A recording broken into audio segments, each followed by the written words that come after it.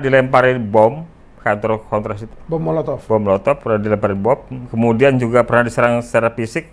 Dia pukul saya di bagian rusuk. Rusuk saya itu retak. Motor saya disalip. Salip dan saya jatuh. Tengkorak saya itu ternyata retak atau apa, itu menusuk bagian otak.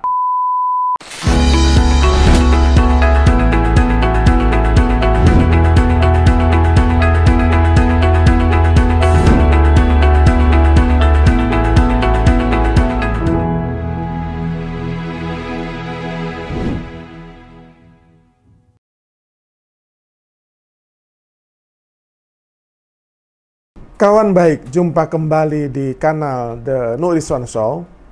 Kali ini kita akan menghadirkan dan berbincang santai dengan seseorang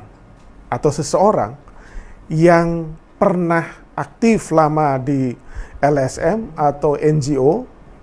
Kemudian ia pernah juga menjadi pengacara dan kemudian saat ini mengemban tugas di Lembaga Perlindungan Saksi dan Korban. Ada banyak pembelajaran dan pengalaman yang sangat berarti darinya dan saya kira penting untuk dijadikan role model bagi kawan baik semua. Saksikan.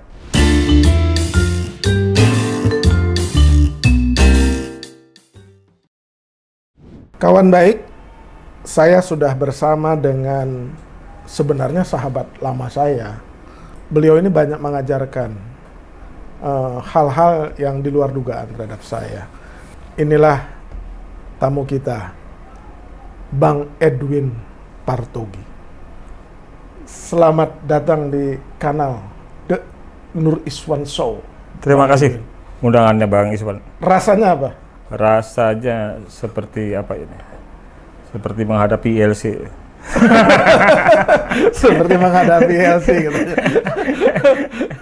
Jadi saya ketemu Bang Edwin pertama itu mungkin sekitar tahun 90-an ya? Iya, kita masih mahasiswa. Mahasiswa. Jadi sama-sama pura-puranya jadi aktivis. Kita akan banyak ngobrol dengan Bang Edwin karena Bang Edwin ini salah satu yang menurut saya role model. Jadi dia shifting dari dunia aktivisme karena dulu pernah lama di LSM. Yeah. Pernah dengar kawan baik semua itu namanya Kontras. Singkatan apa ya? Lupa saya. Komisi untuk Orang Hilang dan Korban Tindak Kekerasan. Wah, ya kan? Sangat serius. Yeah. Bang Edwin tuh berapa tahun di sana? 10 tahun. 10 tahun. Zamannya bersama Cak Munir. Cak Munir ya, almarhum ya. Almarhum. Oke. Sampai puncak karir di Kontras itu sebagai Kepala Biro Operasional. Oh, oke. Itu di bawah koordinator. Di bawah koordinator. Jadi yang puncaknya itu adalah koordinator. Di bawah koordinator ada Kepala Biro Operasional. Dari lulus kuliah atau sebelum kuliah itu masuk ke Kontras itu? Dari sebelum lulus kuliah. Sebelum lulus kuliah? Ya, dari sebelum lulus kuliah saya udah magang dulu. Oke. Magang selama 1 tahun. Di Kontras itu? Di Kontras itu. Selama 1 tahun? Selama 1 tahun. Artinya belum lulus sarjana? Waktu itu 99 kalau nggak salah. Ya, belum lulus sarjana. Oh, belum ya? Tapi udah mulai bergaul? Iya, sudah mulai. Terus serius di sana? Ya, kita merasa cocok dan menikmati apa yang dilakukan oleh Kontras, terutama karena membela mereka-mereka yang pada posisi pada saat itu termarginalkan secara hukum ya. Jadi atas nama idealisme, jadi aktif di Kontras itu, bukan karena mengagumi sosok Cak Munir? Salah satunya karena Cak Munir juga. Oke. Ya, kita pernah undang Cak Munir waktu masih aktif di mahasiswa. Kita pernah undang dia untuk diskusi. Dan saya terkagum-kagum dengan lihat Cak Munir. Dia datang ke tempat kami itu dari kantornya YLBH itu, kalau nggak salah jalan kaki tuh. Oh, jaraknya? Jaraknya mungkin dari sekitar kurang lebih 1 kilo ya. dia jalan kaki tanpa didampingi siapapun. Padahal pada saat itu dia adalah orang yang mungkin dianggap berbahaya ya buat militer pada waktu itu. Pada waktu itu. Karena dia yang membongkar soal kasus penculikan aktivis 1998. Oke. Ya kan? Dan pada saat itu kan lagi panas sejak pasca reformasi ya. Pasca reformasi 98, 99 kemudian diungkap soal penculikan aktivis, kemudian tentang kekerasan pelanggaran HAM di Aceh. Ya. Dan banyak lah. Jadi itu adalah tahun-tahun penuh pergolakan untuk Kontras. Iya, saya pikir itu tahun-tahun yang mencekam buat Kontras. Terus as a personal, secara pribadi nih. Ya. Kok punya ketertarikan kepada dunia yang mencekam tadi itu? Nggak tahu juga, tapi saya rasa saya sudah sering kali berhadapan dengan hal yang mengandung resiko. Ya. Resiko secara fisik ketika jadi aktivis mahasiswa di zaman Orde Baru, ya, di mana kita sering demonstrasi. Dan demonstran pada Jangan waktu pakai kita, saya orang baik, nggak pernah demonstrasi. Saya kuliah pulang, saya tuh kupu-kupu kawan baik. Kuliah pulang, nggak guyon. Ya terus? Ya, dan demonstrasi di masa Orde Baru itu rasanya sangat beda dengan apa yang kita bisa lihat dengan demonstrasi di masa kini. Karena pada saat itu kebebasan itu nggak ada. Kebebasan menyampaikan ekspresi, undang-undang itu nggak ada. Nggak ada diatur gitu. Jadi kalau kita melakukan demonstrasi dalam arti kata menyampaikan pendapat tentang hal-hal yang tidak kita sepakati dari kebijakan pemerintah, bukan hanya kebijakan pemerintah, tapi juga situasi dunia. Ya. Itu kita turun ke jalan dan kemudian menyampaikan pendapat itu, dan suasana itu sangat mencekam karena pada saat itu polisi dengan beberapa motor trail, ya kan, kemudian lalu lalang, bukan lalu lalang, tapi memang mengelilingi kita. Jadi adrenalin itu memang mendidih gitu. Kok nggak takut?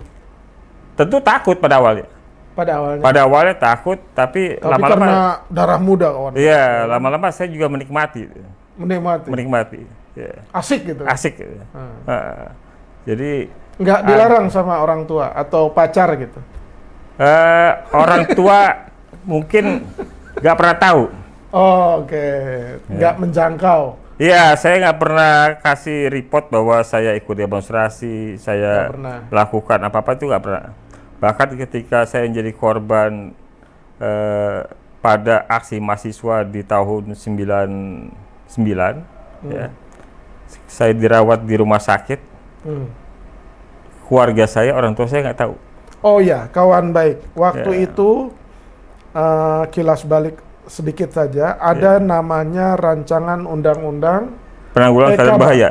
Penanggulangan keadaan bahaya. Nah, salah satu motor penolak rancangan undang-undang itu adalah kalangan sipil, ya kan, termasuk kalangan LSM. Dan di dalamnya adalah Kontras. Enggak, waktu itu sampai jadi aktivis mahasiswa. Dan Bang Edwin ini menjadi salah satu korban tindak kekerasan oleh oknum aparat, ya kan, sampai dibawa ke rumah sakit dan dirawat berapa hari? Ada mungkin sekitar 5 atau 7 hari. Dan kebetulan waktu itu ya saya juga ikut menjenguk, tapi karena sudah ada yang nungguin, jadi nggak perlu saya tungguin lama-lama lah, gitu. Tadinya mau saya temanin bersama teman-teman, tapi begitu lihat ada yang nemenin, ada perawat khusus, gitu. Jadi itu tahun 99. Tahun 99. Dan aktif tadi di Kontras itu selama 10 tahun. Berarti sangat mengasihkan bertahan sampai 10 tahun. Iya, mengasihkan karena tadi saya merasa bahwa saya merasa bermanfaat, merasa menjadi orang yang bermanfaat. Dalam arti kata, saya berada di antara banyak korban yang memang tidak memiliki akses terhadap upaya untuk mendapatkan keadilan. Oke. Dan kami kan memfasilitasi itu. Oke. Kami menjembatani agar akses keadilan buat korban ini bisa makin dekat, gitu loh. Dan tentu upaya itu dilakukan oleh dengan macam banyak hal ya, baik dengan misalnya komunikasi dengan Komnas HAM, dengan Kejaksaan Agung, dengan kepolisian, dengan DPR, dengan banyak pihak lah.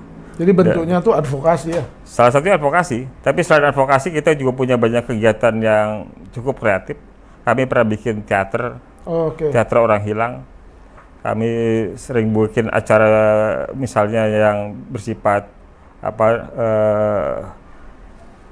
mengajak publik ya, dalam konteks misalnya di hari Minggu kami bikin acara di HI, kemudian di Senayan, yang itu kami mengajak partisipasi publik untuk supaya terlibat peduli pada korban.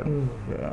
Salah satu yang berbeda dari Bang Edwin itu sekarang diksi katanya lebih diplomatis. Nggak seperti dulu, kalau dulu tuh waduh garang betul gitu. Kalau sekarang ngayunnya ya kan, pilihan katanya itu udah pas. Tapi ngomong-ngomong di Kontras tuh dapat bentuknya itu apa? Salary atau honor atau transport atau apa? Karena LSM. Ya, waktu saya jadi relawan itu saya dapat uang transport sebesar 14.000 per hari. 14.000 per hari. Dan dibayarkan pada setiap hari Jumat. 14.000 rupiah zaman itu ya besar. Bisa makan di McD lah. Ya. Jadi satu porsi atau dua porsi gitu. Dibayarkan setiap hari Jumat. Jadi Sabtu Minggu kita nggak ada hitungan lembur. Nggak ada hitungan lembur. Nggak ada ya? Nggak ada. Iya. Tapi kan waktu itu sendiri, belum menikah kan? Sendiri dan sudah membiayai diri sendiri untuk kepentingan kos misalnya. Oke. Tapi kalau misalkan sedang melakukan tugas advokasi atau pendampingan, tentu ada tunjangan operasional yang lain. Ada. Oke. Dan kalau relawan, tapi kalau menjadi staf tetap, dalam tanda petik itu ya tenaga tetap, itu mungkin bentuknya gaji. Kita ada gaji bulanan. Oke. Berarti sumber pendanaan Kontras zaman itu dari kita punya donasi dari luar negeri, dari beberapa lembaga donor internasional, yang pada saat itu Kontras itu sempat menjadi rebutan donor. Ya karena jadi orang rebutan mau ngasih uang. Rebutan mau ngasih uang. Jadi kalau tapi Kontrasnya nolak gitu, karena harus memilih. Takutnya ada interest. Kan? Jadi istilahnya kalau 100%-nya Kontras itu kemudian diminta sama donor yang lain supaya dibagi dua. Kami 40-nya, yang ini 60-nya gitu. Supaya terlibat dalam advokasi, dukungan pada advokasi yang dilakukan oleh Kontras. Apa peristiwa yang menurut Bang Edwin paling mencekam ketika di Kontras?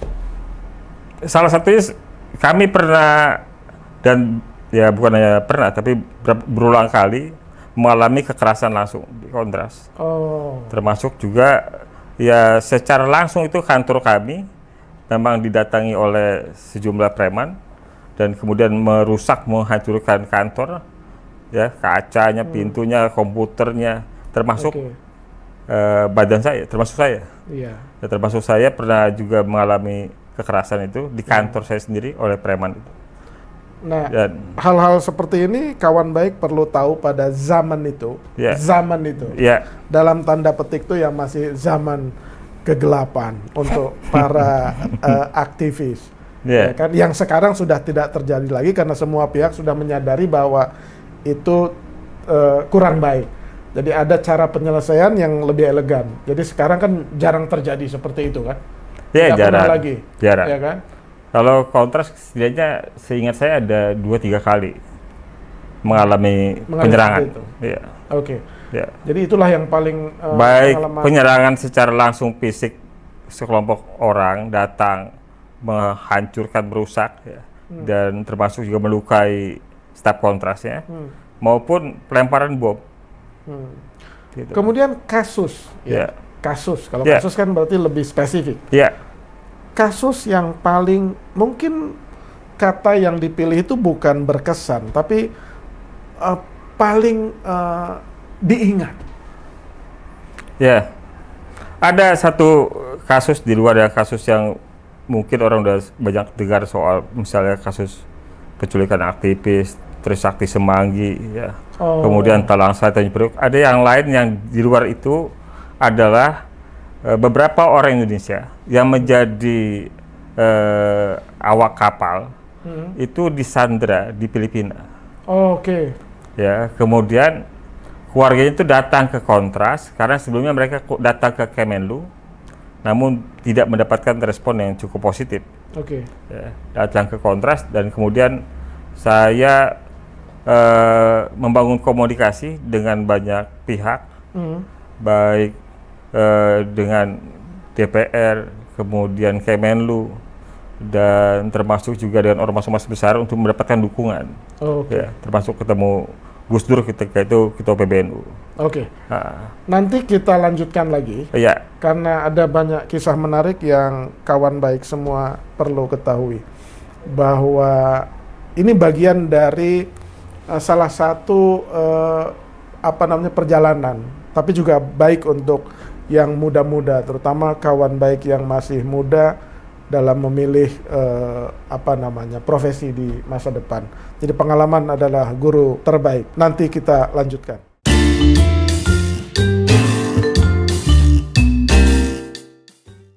Jadi Bang Edwin, kita lanjutkan yang selama berkiprah di Kontras tadi. Salah satunya adalah ada momen di mana Bang Edwin merasa sangat puas dalam melakukan advokasi atau pendampingan. Salah satunya itu adalah kasus warga negara Indonesia yang disandra di Filipina. Yeah. Itu bagaimana Kontras bisa nyambung dengan sandra dan tahu bahwa ada sandra di Filipina? Siapa yang memberitahu? Keluarganya. Oh, keluarganya. Keluarga korban itu dari Sumatera Utara. Mereka awalnya datang ke Kemenlu. Datang ke Kemenlu, namun sepertinya tidak mendapatkan respon yang cukup baik. Ya. Kemudian mereka datang ke Kontras. Ya. Datang ke Kontras dan kami respon dan kami tindak lanjuti. Termasuk saya membangun komunikasi dengan kedutaan besar Indonesia di Filipina. Untuk terus memonitoring perkembangan di lapangan seperti apa.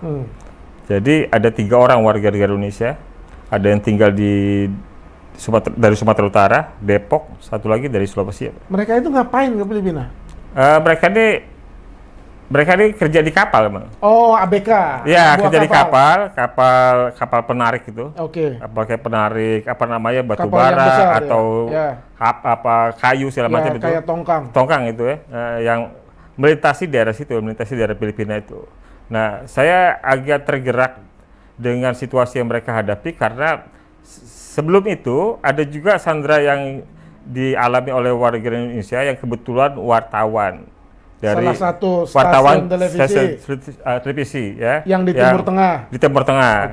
Dan itu mendapatkan respon yang cukup maksimal dari pemerintah, ya kan. Sementara menyangkut 3 orang ini karena mereka bukan siapa-siapa, warga negara biasa dan hanya sekedar ABK dan buah kapal dan sepertinya tidak mendapatkan respon yang maksimal. Jadi Kontras termasuk Bang Edwin merasa kok ada ketidakadilan dalam perlakuan. Ya. Dan langsung Kontras tergerak, ya.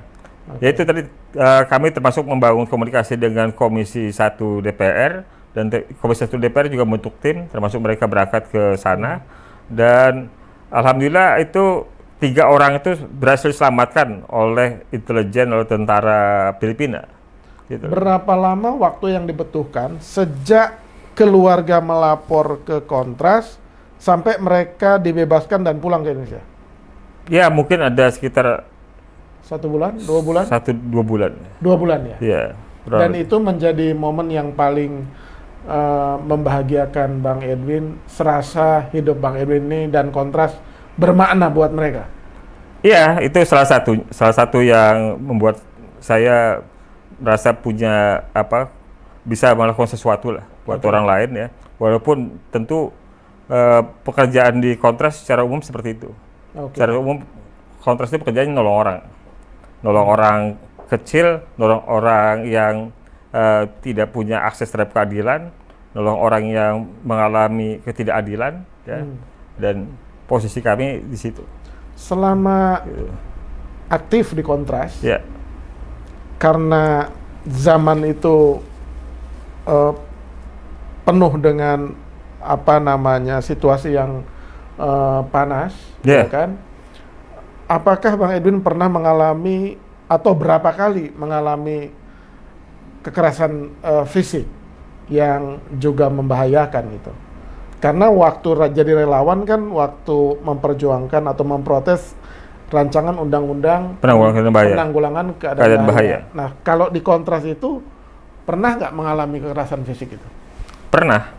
Jadi pernah ya? Pernah.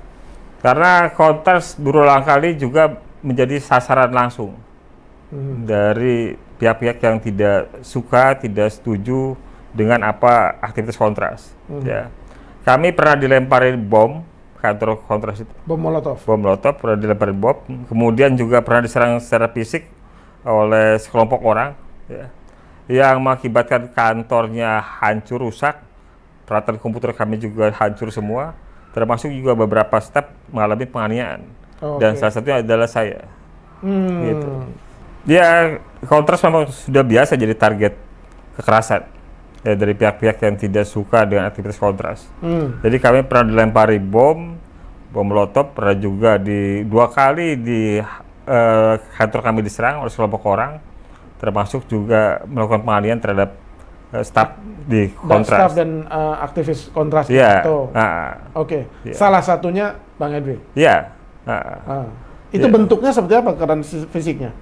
Ya, mereka datang kemudian merusak kantor dan saya masih dalam keadaan di dalam kantor. Walaupun sebenarnya kami sudah tahu dari sebelumnya bahwa mereka akan melakukan itu, karena memang sudah terlihat gelagatnya kan. Sebelumnya mereka berkumpul dulu di kantor YLBHI, jadi sebelum kantor kontras dari YLBHI dulu, dan mereka kumpul di situ. Dan kemudian kami sudah tahu bahwa akan terjadi penyerangan, dan saya masih berpikir untuk mengamankan dulu data-data yang ada di komputer. Jadi saya masih berusaha untuk tenang, mematikan komputer segala macam, dan mereka udah masuk. Dan langsung memukuli. Dan saya udah masuk, dan kemudian mereka salah satu orang itu takbir di depan saya juga ikut takbir, kemudian dia pukul saya di bagian rusuk.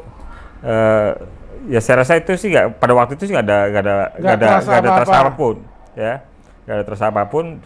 Hanya pada sorenya saya sempat dibawa saya inisiatif ke RCM untuk periksa, dan di ronsen di bagian depan juga tidak ada apa-apa hasil ronsennya.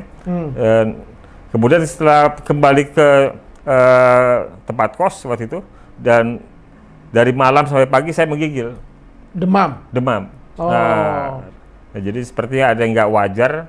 Kemudian saya paginya saya ke rumah sakit Karolus untuk ronsen lagi di bagian samping. Dan kemudian ditemu bahwa di bagian samping saya, di rusuk saya itu retak. Berarti pukulan-pukulannya itu mematikan. Jadi yang mukul tuh ahli. Jadi kalau orang mukul biasa sih nggak tahu deh. Tapi kalau ahli itu emang yang jadi sasaran rusuk. Tapi alhamdulillah kemudian pulih kembali. Itu tidak rawat inap, hanya rawat jalan saja. Kemudian ada lagi di luar itu? Ya ada. Ya kita biasa ke daerah-daerah konflik ya. Artinya ketika ada bom di Aceh, daerah operasi militer di Aceh, kita ke Aceh. Ketika ada konflik di Poso, kita ke Poso. Di mana orang menghindar dari daerah konflik, kita masuk sana. Tentu ya itu cukup menantang, dan ya kita bukan hanya takut dengan ancaman dari mereka yang sedang berkonflik, tapi dari siapapun yang bisa salah sangka sama kita. Tapi ngomong-ngomong, menikah itu waktu di kontras? Menikah di Kontras. Tahun berapa menikah? 2003. Ya. Istri Ya. pertama kan dan terakhir. Dan terakhir. Oh, iya. Ya.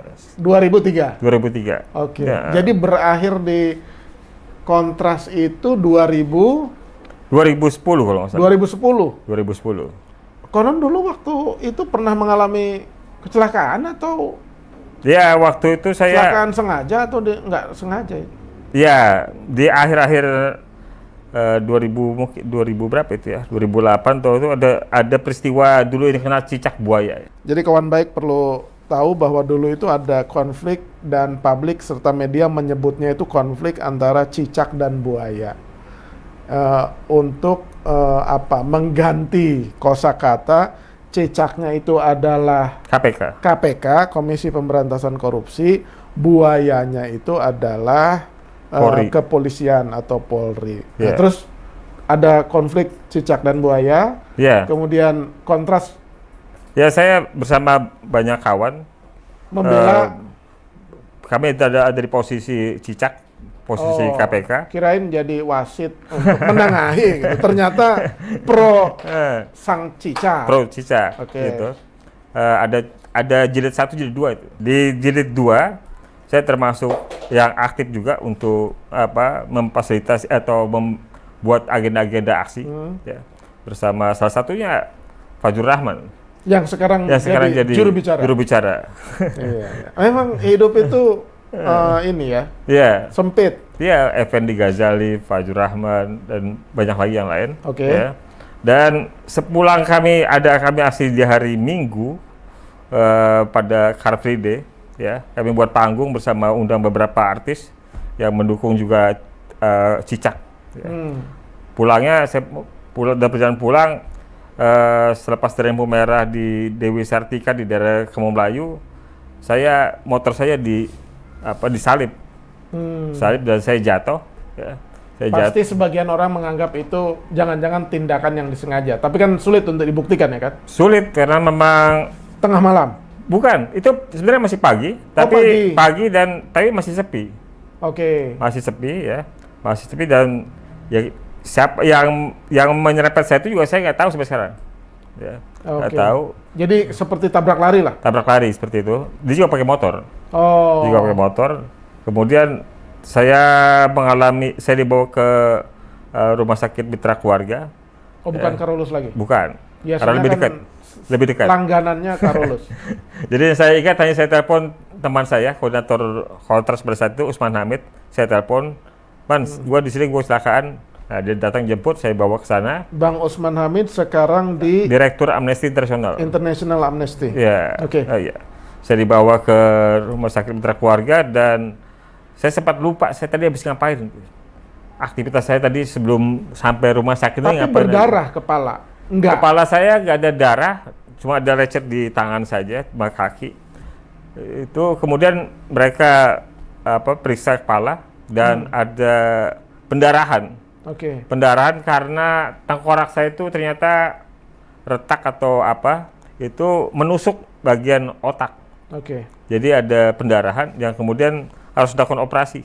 Oke. Jadi ini seperti kelapa itu dibuka patoknya. Nah, untuk menyedot darah itu, Oke. pembekuan darah itu.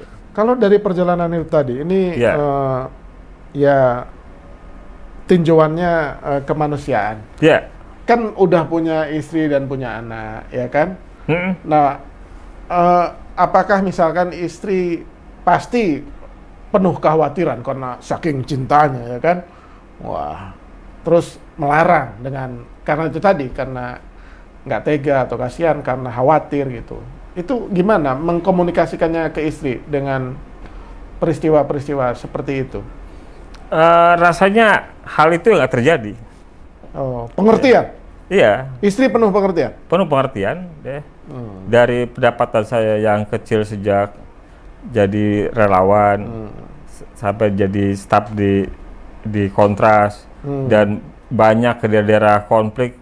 Termasuk ketika bom Bali pertama meledak, saya juga pertama berangkat sana. Nah, jadi dukungan kesimpulan tuh dukungan istri full tanpa itu kawan baik itu kalau Iya. jadi istri mendukung suami seperti yang dilakukan oleh Mbak Ica, istri tercinta dari Bang Edwin, istri Iya. pertama dan terakhir. Ya kan? Iya, jadi Dukungan full. dia nggak pernah khawatir dengan apa yang saya kerjakan, ya kan. Jadi nggak ada dia bilang saya jangan begini, jangan begitu, atau kenapa sih kita begini, ya kan, apa nggak cari pekerjaan yang lain, nggak ada. Ya. Dan tidak mempermasalahkan Tidak mempersalahkan. Saya juga kalau keadaan ekonomi sebagai aktivis. Kalau saya ingin memilih jadi jaksa, mungkin saya udah jadi jaksa. Iya. Karena ketika itu kan pada masa-masa sebelum reformasi itu hubungan KKN itu masih mudah ya. Oh. Artinya saya sudah diminta oleh bapak, oleh orang tua untuk masuk ke kejaksaan. Bapak jaksa? Bukan. Oh, bukan. Tapi punya silaturahmi. Iya, lah. bisa silaturahmi lah. Ya, kalau saya mau masuk jaksa, kemungkinan besar saya diterima, gitu loh. Oke. Ya kan? Kita simpan dulu cerita berikutnya Ya. karena akan semakin menarik. Ya. Jadi kawan baik, jangan lupa subscribe, like, and share di channel The Nur Iswan Show.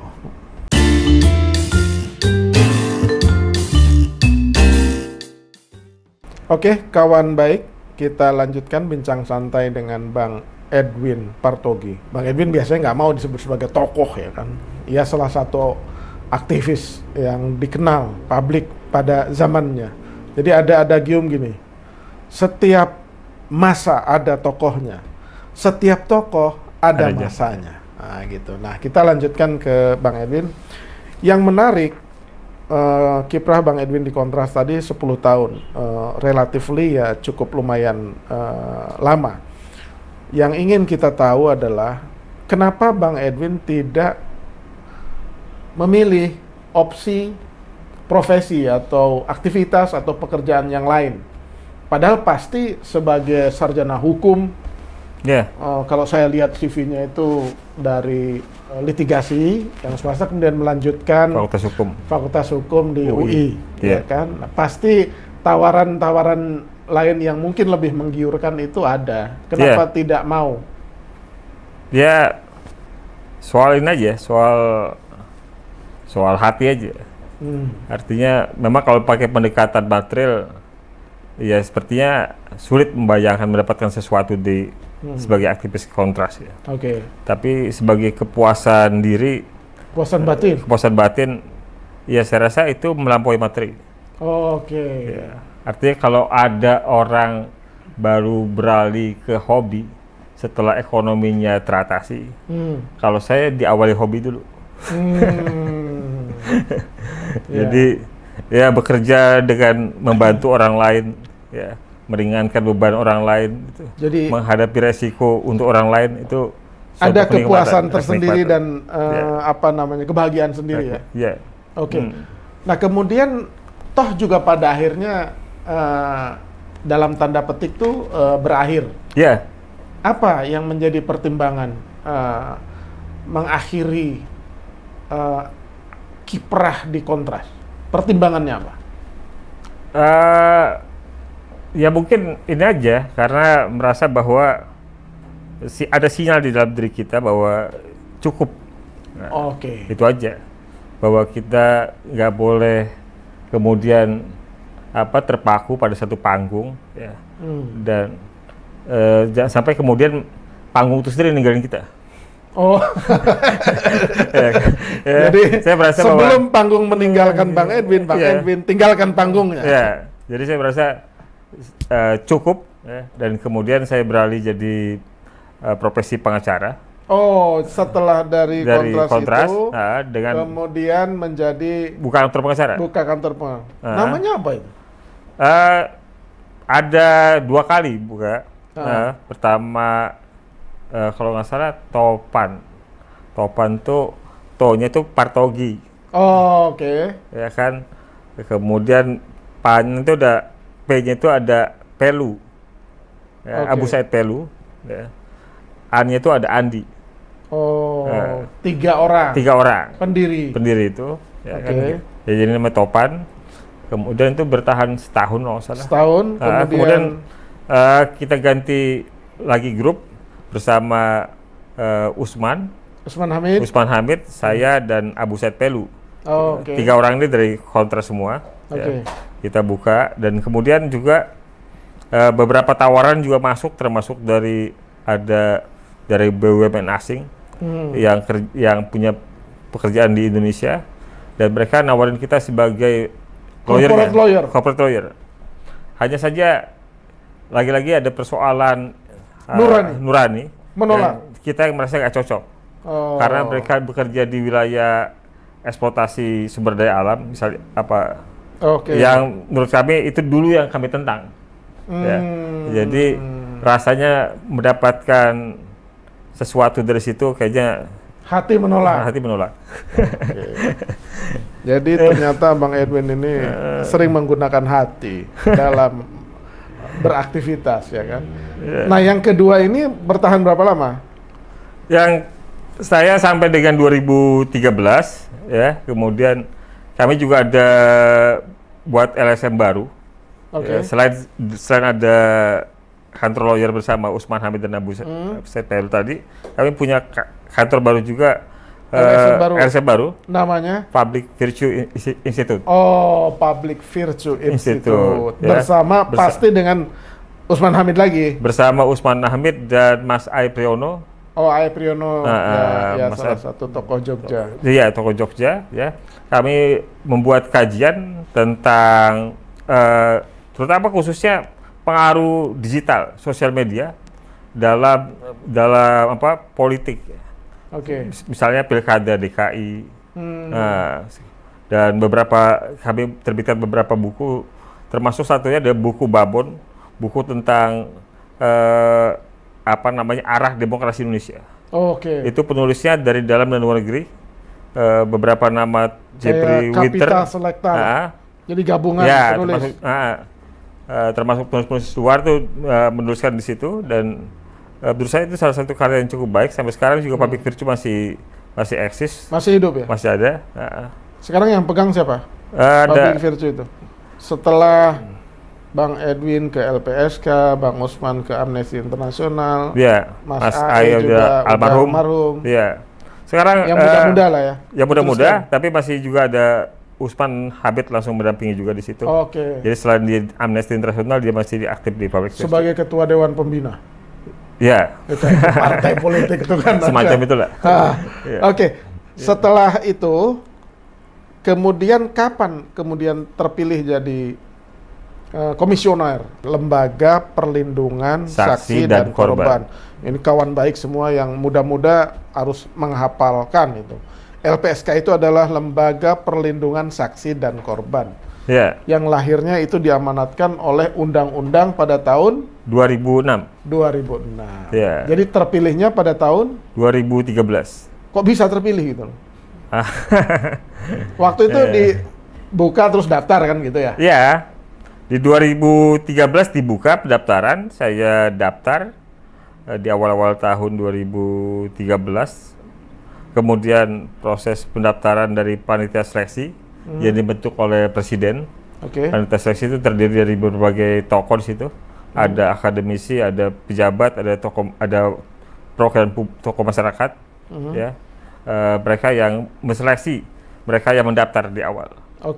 Jadi ada ratusan orang mendaftar, kemudian diseleksi di situ, kemudian tinggal 21 nama. Diserahkan 21 nama itu ke Presiden. Dari Presiden, kemudian Presiden ambil 14 nama. Dikirim ke Dikirim ke DPR 14 nama itu. Di DPR kemudian fit and proper test, dan DPR pilih 7 orang. Dan akhirnya terpilihlah Bang Edwin sebagai salah satu. Iya, alhamdulillah. Dan konon katanya Bang Edwin itu yang paling banyak mendapatkan surat rekomendasi dari banyak tokoh. Ya, betul ya gitu ya? Tokoh agama ya dukung, tokoh itu gimana kok bisa mereka dukung-dukung gitu? Padahal dari segi wajah kan kurang guyon. Gimana itu? Apa karena memang sering bekerja sama atau gimana? Ya, saya pikir Bang Iswan salah satunya yang tahu soal itu. Jangan dibuka. Saya sih cuma cheerleader aja. Ya. Dulu bareng lah. Iya. Saya cuma bantu-bantu dikit aja. Ya kan? Termasuk kita keliling pakai mobil apa itu? Jadi Bang Edwin tuh dulu mobil pertama itu ya. Enggak apa-apa. Itu indah dikenang tapi tak indah untuk diulang itu. Iya. Jadi mobil pertamanya apa?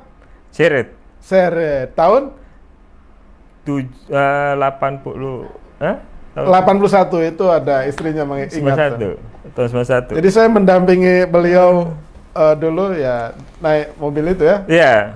Iya. Dan saya bahagia. Begitu melihat beliau terpilih ya bahagia. Walaupun saya nggak kerja apa-apa. Cuma bantu dikit-dikit aja. Nggak bantu, tapi cuma nemenin aja sebenarnya. Nemenin gitu kan.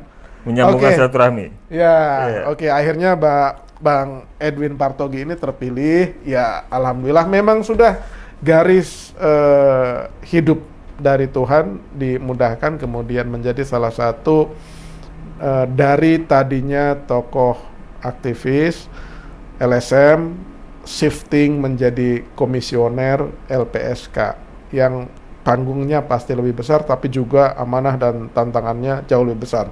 Di segmen berikutnya kita akan berbicara tentang kiprah Bang Edwin di LPSK.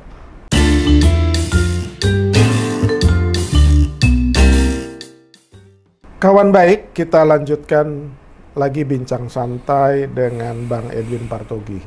Pada segmen terakhir ini, kita akan belajar dari Bang Edwin mengenai tentang atau kiprahnya di Lembaga Perlindungan Saksi dan Korban. Lembaga ini relatif baru jika dibandingkan dengan lembaga sejenis di negara-negara maju. Tetapi walaupun ada jeda dalam waktu pendiriannya, tetapi buah dari reformasi kemudian membuat negara dan bangsa ini membutuhkan lembaga seperti ini. Dan Bang Edwin berada di dalamnya sejak tahun 2013. Artinya sekarang itu Bang Edwin di periode kedua. Ya seperti periodisasi politik, kepresidenan itu periodenya hanya 2 kali, kecuali di amandemen undang-undangnya dan Bang Edwin bisa dicalonkan atau mencalonkan kembali untuk yang ketiga kali. Minat nggak jadi periode ketiga? Kalau dari sisi pekerjaan, kalau seandainya memungkinkan, saya ingin bekerja di LPSK sampai usia pensiun. Kalau diizinkan. Iya, karena LPSK ini adalah kamar yang besar dibanding kontras dulu. Oke. Ya kan. Pekerjaan sama-sama bantu orang, nolong orang, ya kan. Hanya saja kami dibekali dengan dengan anggaran dari APBN. Dan kewenangan berdasarkan undang-undang. Gitu loh. Jadi bekerja di LPSK itu menurut saya melanjutkan hobi saya yang dahulu saya sudah mulai. Jadi pada saat shifting ya kan dari tokoh atau aktivis LSM yang mengharuskan suasananya itu kan oposisi terus ya kan terhadap apapun dan terhadap siapapun misalnya. Kemudian shifting kepada situasi yang mengharuskan Bang Edwin itu berlaku seperti negarawan kalau saya ungkapkan, karena menjadi komisioner itu ya menjadi petinggi di satu lembaga negara ya. LPSK kan lembaga bentukan negara dan di level tinggi yang tidak mungkin gaya komunikasi Bang Edwin itu ya seperti aktivis LSM. Karena kalau udah di atas itu kan nggak ada yang pakai emosi, semua ngayun pakai diplomasi, tapi pesannya sampai. Betul begitu ya? Betul. Kesulitan nggak waktu berubah itu? Ya ada waktu ya. Ada waktu kita untuk beradaptasi penyesuaian. Saya pikir waktu saya nggak cukup panjang, nggak cukup lama. Mungkin hanya 1-2 bulan saja. Untuk memahami bahwa saya berada di dunia yang berbeda dengan ketika saya dulu di kontras. Oke. Ya. Dan saya harus memainkan tetap dengan kepribadian saya. Oke. Namun dengan cara-cara yang lebih bisa diterima oleh banyak pihak. Oke. Artinya Ya. proses adaptasi dan penyesuaiannya itu menurut Bang Edwin tidak sulit lah. Tidak sulit. Tidak sulit. Tidak ya? sulit. Oke. Nah, Oke. asal menurut saya kita menyadari aja, memahami bahwa memang pada dasarnya perbedaan itu keniscayaan. Oke. Ya. Jadi kita jangan berharap bahwa orang sama kita. Oke. Ya. Mitra kerja LPSK itu siapa saja yang dalam pekerjaannya mengharuskan LPSK itu berkomunikasi atau menjalin kerjasama? Kalau dalam konteks kenegaraan yang sudah pasti kepolisian, kejaksaan, dan pengadilan. Oke. Ya, kan? Nah, Tiga lembaga ini yang kalau utama ya? kalau di posisi negara. Oke. Karena kami kan memberikan perlindungan saksi dan korban itu dalam proses tindak pidana. Oke. Hanya untuk proses tindak pidana. Jadi mereka yang menjadi korban dari peristiwa pidana. Gitu. Sehingga kami selalu berkomunikasi untuk mengetahui tentang perkembangan perkaranya, yaitu ke kepolisian, kejaksaan, termasuk juga proses penuntutannya di pengadilan. Setelah ada peristiwa pidana ya? Iya. Oke. Sulit nggak bertugas di LPSK? Ya, ada kesulitannya pastinya. Dan tentu beberapa secara umum memang kita kadang temui ada ego sektoral. Oke. Nah, jadi kalau kita misalnya ke instansi lain merasa bahwa mereka terganggu.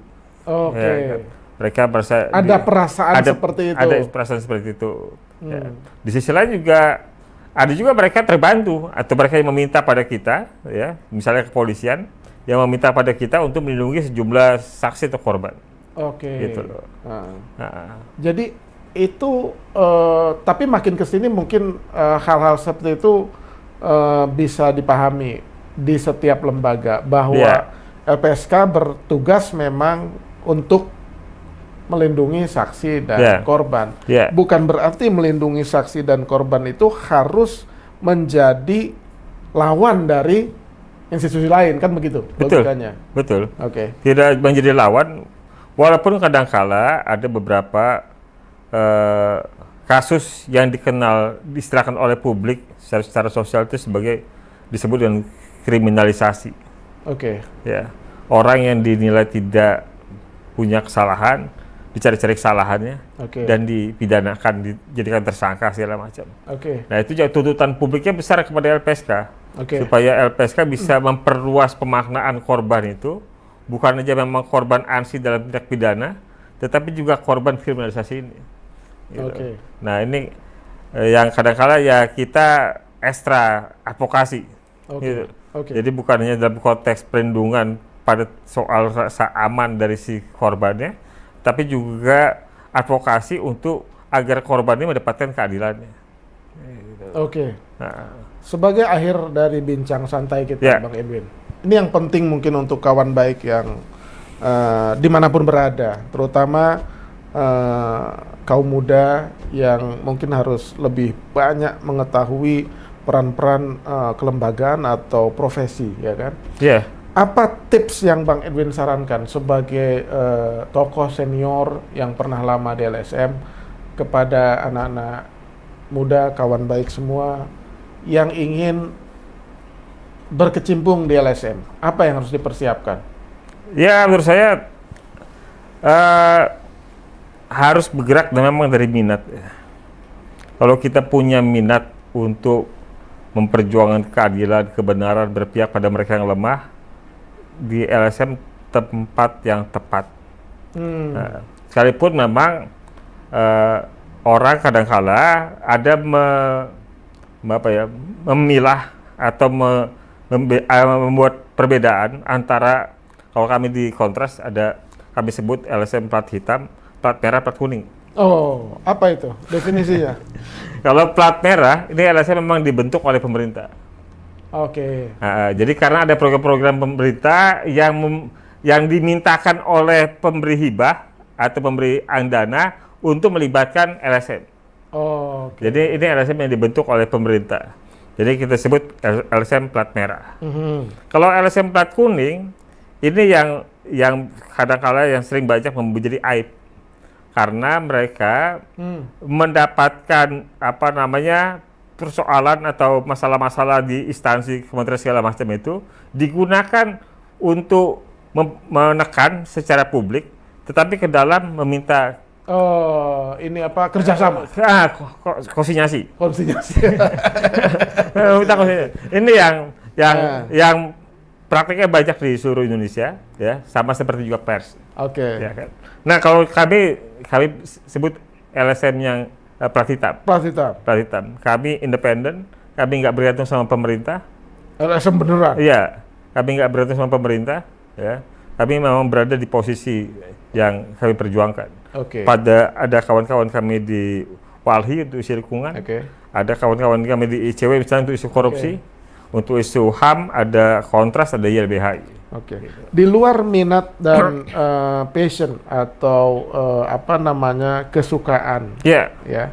Di luar itu apa sih yang harus dipersiapkan oleh kaum muda yang ingin di LSM? Di luar minat bakat, apa perlu keberanian, apa pengetahuan? Ya, kalau soal keberanian itu bisa berkembang di dalam ini ya, dalam pekerjaan nanti juga. Itu akan tumbuh sendiri, diuji sendiri oleh situasi, ya.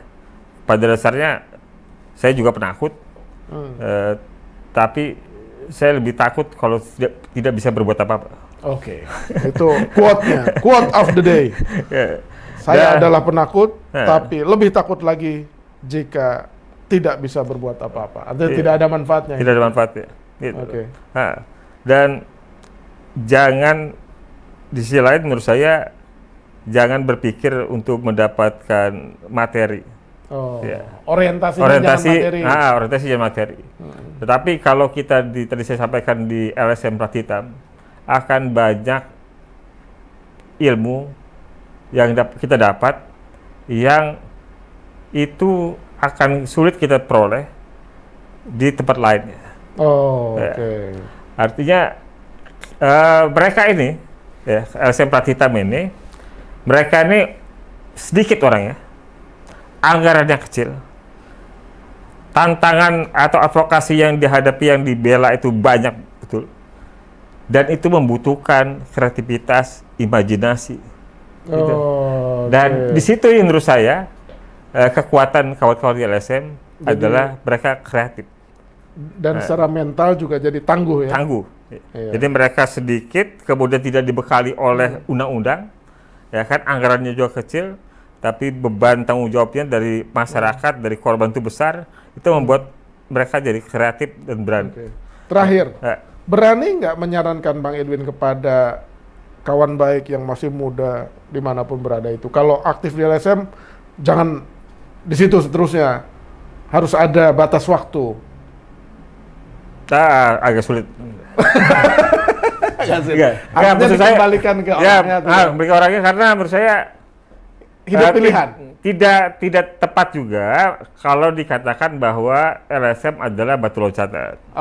Ya, karena saya mengenal banyak orang yang memang memilih bekerja untuk masyarakat, ya, tanpa memikirkan kepentingannya sendiri dalam arti kata materi. Saya mengenal orang itu dan sehingga mereka setia. Jadi mereka setia di dunia LSM ini, ya, LSM yang saya bilang tadi plat hitam, ya. Jadi, dan menurut saya orang-orang seperti itu harus diapresiasi. Karena dengan mereka lah masyarakat punya jarak yang terdekat untuk memperoleh akses ke negara. Terima kasih, Bang Edwin. Terima kasih, Bang Iswan, atas kesempatan. Jadi pengalaman yang banyak berharga buat kawan baik di seluruh penjuru. Semoga itu Dan saya meyakini ini banyak manfaatnya. Teman-teman bisa belajar durasi pengalaman yang panjang dari seorang Edwin Partogi dipersingkat dalam beberapa segmen di kanal YouTube The Nur Iswan Show. Insya Allah bermanfaat. Jangan lupa subscribe, like and comment, serta share. Terima kasih.